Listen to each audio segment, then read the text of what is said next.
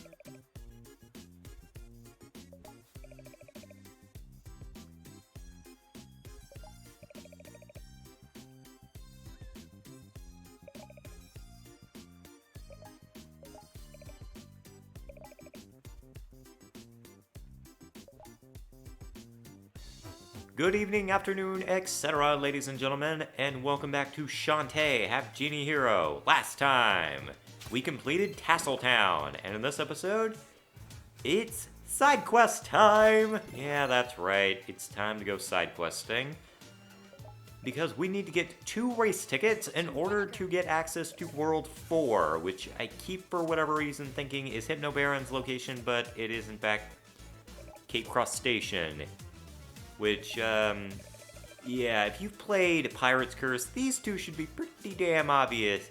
Should make it pretty damn obvious who we're going to be going up against, particularly that little one, because her helmet kind of gives it away. So, anyway. These two, as Shantae so eloquently put it, are Twitch and Vinegar. They are the servants to the Ammo Baron. And they are willing to give a ticket to the races in exchange for some gator steak, which means we gotta go back to fucking Mermaid Falls again for like the billionth damn time. I don't know why the game has such a fucking fetish for that area. I did not want to talk to you. I wanted to talk to my girlfriend here, Miss Roddy Tot. Hey, snack cakes, what's up? Don't call me that. Kind of sounds like me whenever I'm talking to my partner. It's like, please stop calling me Puff. I mean, it's a cute nickname, but at the same time, it's just like, after a while, you get tired of pet names, and just like, please just refer to me by my actual name, please. Although this does get me into just kind of something that I've wanted to like bring up, and I've been waiting to, I was waiting for Roddy Tops to show up before I started like giving into my fan theories and stuff. So Pirate's Curse had kind of something interesting in it. There's this one world where you have to go and interact with lost souls, and one of those greatly resembles Roddy Tops. And it makes you stop and wonder, like, the way she talks about Shantae and stuff, it's like, I know it said, like, oh, they're friends and stuff. It makes you wonder, are they girlfriends? Were they, like, girlfriends in a past life? And the way Roddy Tops has been, like, you know, flirtatiously wanting Shantae's brain, is that, like, her way of, like, kind of flirting with her, like saying, hey, I still want to be like your girlfriend or whatever, and Shantae just hasn't really been figuring out that this is the same person that she probably was a girlfriend with, like back when Roddy Tops was alive. It gets into such really interesting lore, and it really is very fascinating whenever you stop to think about just how much they really did care about the lore in Shantae in the 3rd game. But anyway, that's just something I want to bring up. I always, like, ever since, like, I really got into the Shantae series, I've been wondering that, like, the way Roddy Tops is talking, it's just like, are those two banging?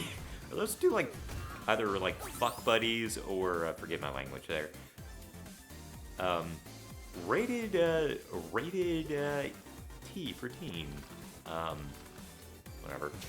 Are Are they just like, do they share a bed, or are they like girlfriends, or like that is something that I want Way Forward to like actually come out and like officially state, like, are they girlfriends, or were they at least at one time girlfriends? Because the way Roddy Tops and Sky kind of like compete or whatever, it kind of is like they're competing for Shantae's affection, because both of them really like Shantae, and they just I don't know. That really fascinates me as a person, because the way also, by the way, Sky is kind of racist. The way she talks to Roddy Tops, like she is almost very racist towards zombies, which is like, okay, that's fair because zombies are kind of a dangerous species, but Roddy Tops really is more just flirting or whatever. She clearly doesn't do it, but she means like no harm by it. I think she's more just kind of like fucking with Shantae, and you know, if she's like saying like, "Let me have you" or whatever, she's more just like joking. I mean, in the special mode for this game called Friends to the End, the way she like recovers the team's HP is actually by eating a brain, which she seems to have an infinite supply of. So it's clear that I need the mermaid power up for that. It's clear that she has like no shortage of food or whatever. She doesn't really care. She's just, I think she's doing it to fuck with them, and also like to show that the reason why I want to eat your mind, Shantae, is because I really, really like you, and that is my way of showing affection because I'm a zombie. That's my guess. that really got rambly all of a sudden. But anyway, I should probably explain what we're doing here back in Mermaid Falls. Aside from getting the gator steak for Twitch and Vinegar, we are collecting this blobfish grandma's children. Or grandchildren, I should say. Who all mysteriously disappear. That's why she gave us our secondary power for the crab, which is the crab claw, which allows us to actually attack. It's actually one of the few modes that actually gives us an attack. Which, by the way, that's actually kind of like, I don't know why I turned monkey there. It's kind of something that I like, that the that all the secondary abilities give Shantae a means of defense. All except for the monkey for some reason. The monkey, whenever she like jets across an area or something, she doesn't really attack, so to speak. She more just kind of darts across, and she still takes damage if she hits an enemy with her monkey bullet form. Anyway, we gotta make our way back to Grandma and provide her with her grandchildren, to which I'm guessing she's probably going to give a major talking to and a spanking. So, yeah. Wish there were things to talk about other than that. I guess I'd probably ask, like, why the hell did Way Forward choose a blobfish? They're not that interesting, to be honest. I mean, they're weird looking, but that's about it. But anyway, we got race ticket number 1! Yay! We can now actually move forward with the plot, kind of.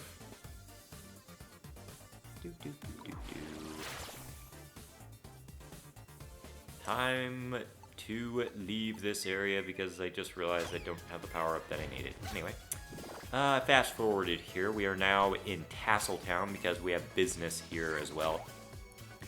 And this is where the majority of the episode is going to be spent at.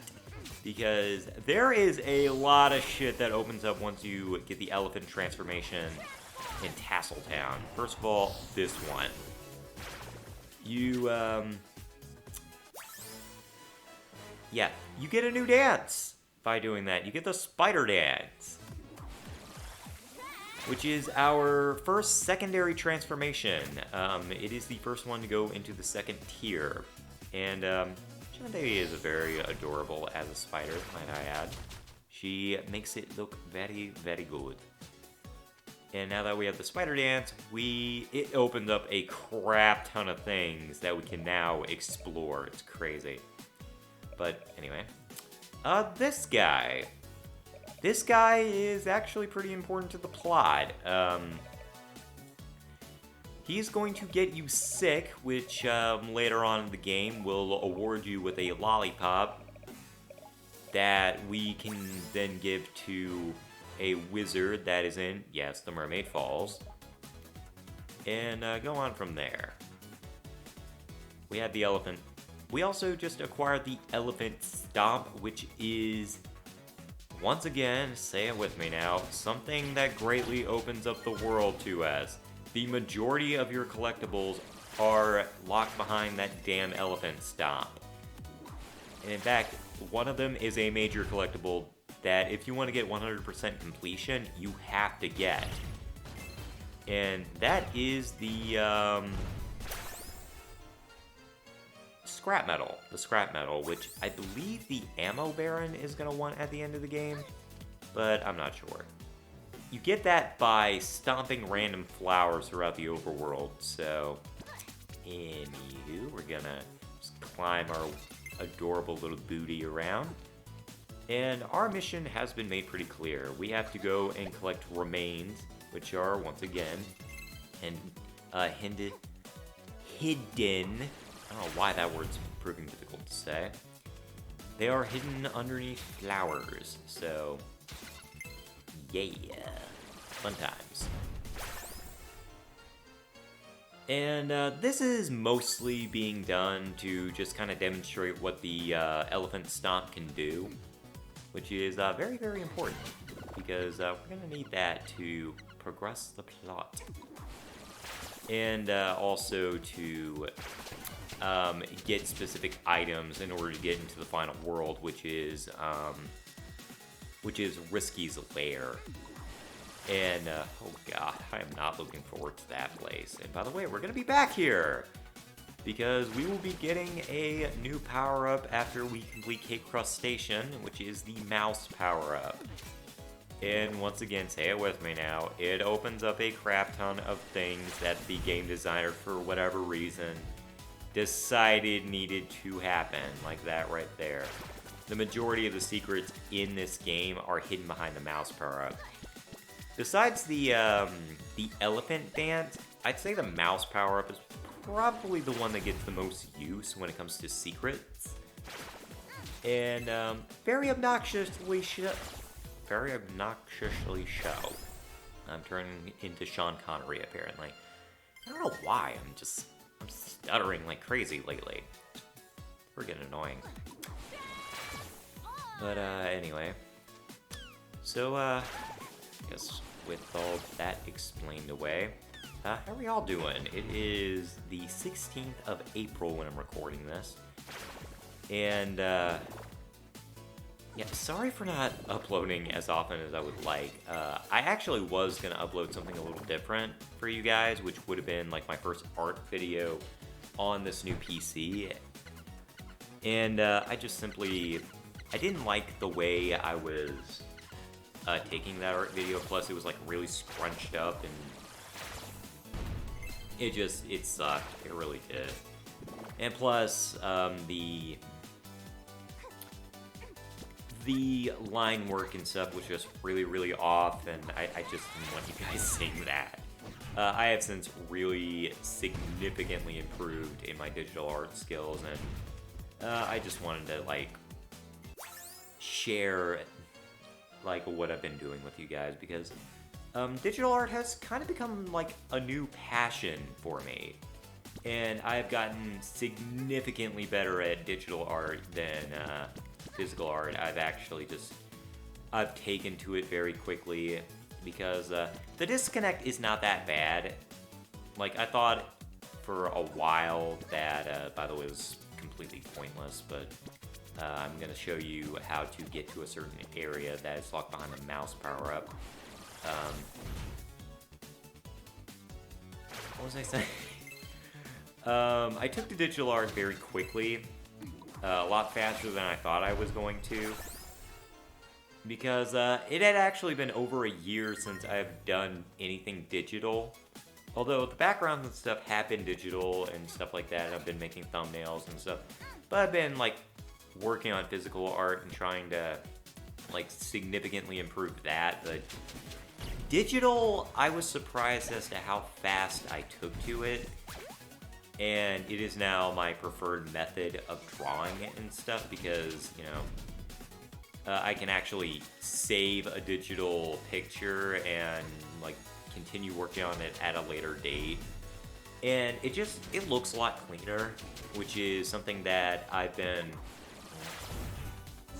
another wonderful sip of my Coke, which has been something that I've been aiming to do with my digital or my physical pieces. But no matter what I do, my physical pieces, I think they're about as good as they're gonna get, personally. I am still in art classes and stuff like that. I'm still learning. But digital, it's a lot easier to draw digitally, I notice. Because when working with shadows physically, it is so difficult to get it right. Because it constantly looks like shit.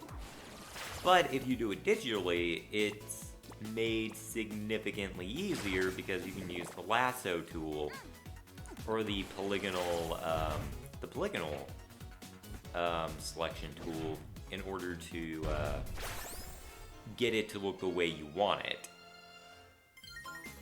And I've been making significant use out of that. For those of you wanting to get into digital art and stuff, the lasso tool is your friend. Use the lasso tool as much as possible if you are working on shading and stuff, because let me tell you, it has been just a godsend.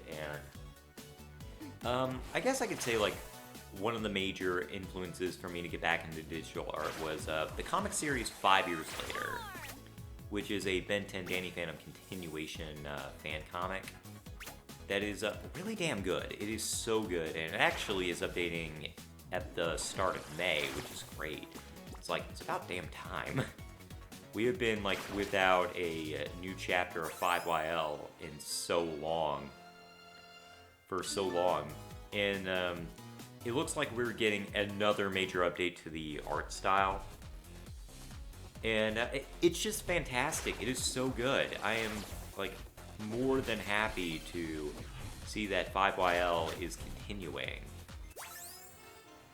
And I'm just like, the last chapter ended off with like Ultimate Eon, and I'm very curious to see where the hell that's gonna go, because you don't just end a chapter on Ultimate Eon and not follow it up. It's just like, holy shit, that's freaking nuts that they are like ending this off on Ultimate Eon. And I get a feeling this is gonna be a very dark, fuck you, you damn archer. This is gonna be a very dark chapter in the Ben 10 Danny Phantom crossover comic. I shouldn't call it that. It's 5YL. It's 5 Years Later. But anyway, I think I've talked about just about everything except Shantae, because what the hell else is there to talk about? It's basically like, we're just side questing and just like showing off random things, like this chick. I actually wanted to, fun fact, I wanted to show this off last episode, but for the sake of time, I didn't do it, and also because we didn't have the elephant dance, or the, not just the elephant dance, or the spider dance for that matter. It proved to be very risky, so I didn't go for it. But anyway, thank you guys for watching this episode of Shantae Half-Genie Hero. I hope to see you back here in episode 5 when we head up to Cape Crustacean. So, see you then.